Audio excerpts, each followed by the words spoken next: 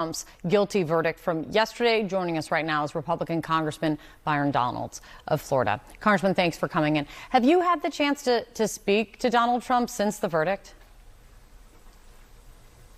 I actually talked to the president last night.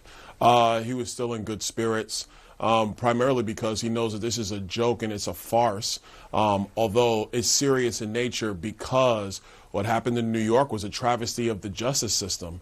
You had charges that first should never have been brought in the first place. Number two, the judge, the prosecution, and the jury could not actually define what the underlying crime was to make these bookkeeping charges felonies. They still can't define what that is. Nobody knows what that is, even today. In my view, it's a violation of Donald Trump's constitutional rights. Because how is he supposed to defend himself if he doesn't know what he's defending himself against? That's just, I'm not a lawyer, but that's basic constitutional protections that every American is afforded. And so I know that there are pundits who are saying, oh, well, this just proves that Donald Trump's not above the law. No, what happened in New York is that they have made it that he's below the law. And that is reprehensible in my view. But the president is still in good spirits. He's going to fight on.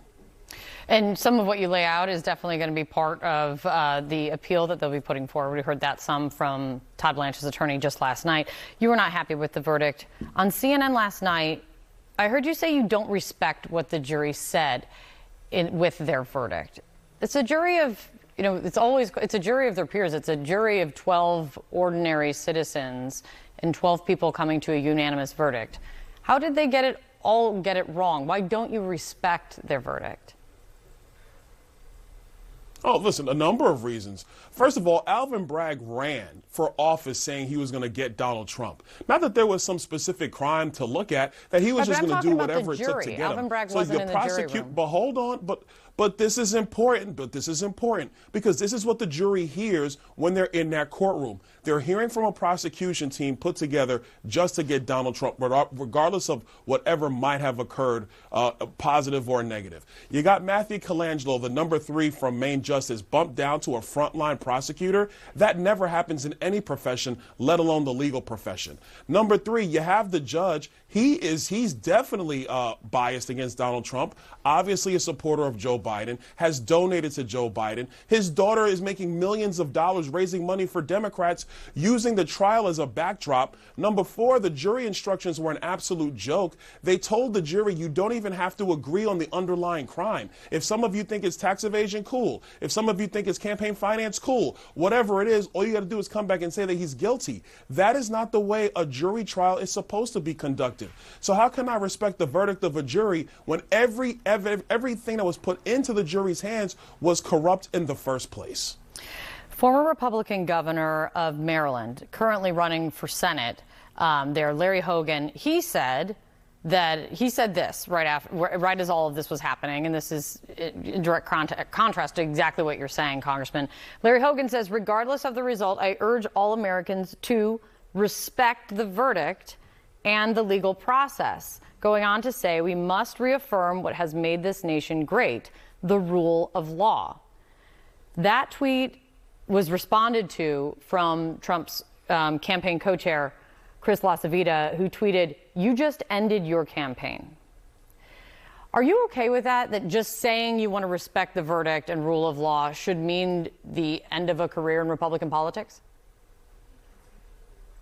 Listen, I don't agree with Larry Hogan. He is wrong because you cannot respect the process when the fix is in from the beginning. It was fixed from the beginning. It was a rigged judicial process in Lower Manhattan. Any legal scholar worth their salt who observed this case knows this. I disagree with Larry Hogan. That's not true. A lot of legal scholars worth their salt didn't say that, but keep going. Hold on, but it's irrelevant.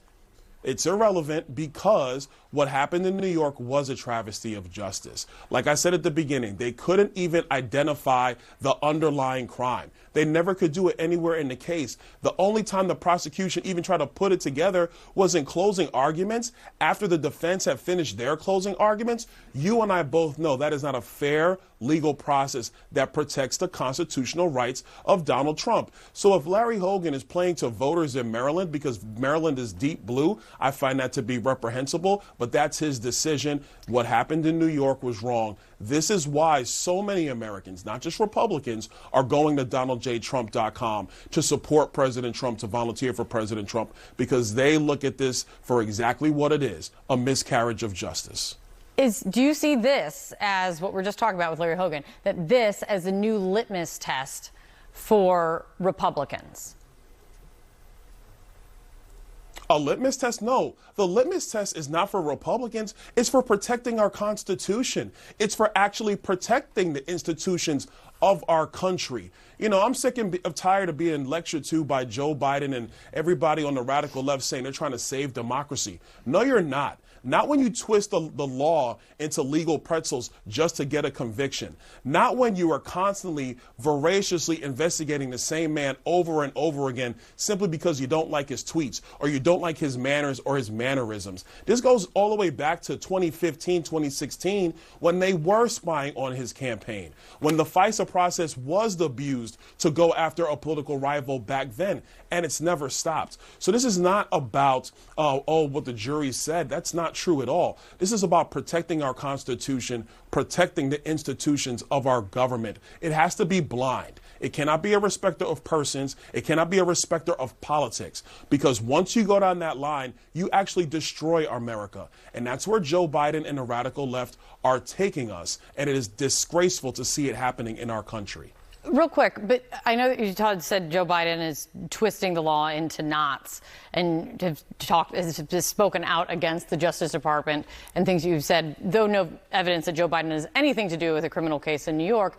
But even just talking about the Department of Justice, this is the same Department of Justice, if you're speaking out against it, saying that it's biased and unfair, that's twisting the law into knots, that is also taking Joe Biden's son, Hunter Biden, to trial next week.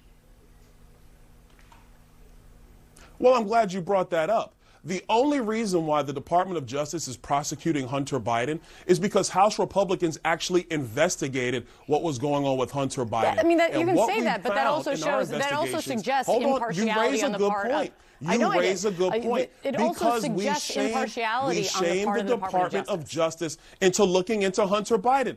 They tried to shove this gun charge into some other charge underneath it, and it took a judge in Florida to look at the indictment of the agreement that the main justice negotiated with Hunter Biden's attorneys, to look at that and says, this is a joke. I'm not signing this. And that is the only reason why that prosecution is going forward. But let's take a step away from Hunter Biden. Joe Biden's in violation of the Espionage Act. That's what Robert Hur said in his documents. But the only reason he's not prosecuting is because he says he's an elderly gentleman. Meanwhile, Jack Smith is moving forward. Why? Because Jack Smith wants to get Trump. That is not true. Joe Biden took documents when he was a U.S. Senator and a Vice President of the United States. That is a clear violation of the Espionage Act. And your elderly state does not protect you from violating the Espionage Act. It does not. But that's what Main Justice is doing right now under Merrick Garland. So you tell me what's fair. I'm not going to tell you what's fair. I'm just going to say it's the same Justice Department that is taking Hunter Biden to trial in Delaware next week. Thank you so much, Congressman. We're going to wait to see Only because they were ashamed to do so. We're going to see what Donald Trump has to say when he speaks out, if he does, later this morning. John. All right, Kate, thanks very much. With us now, CNN senior political analyst Mark Preston.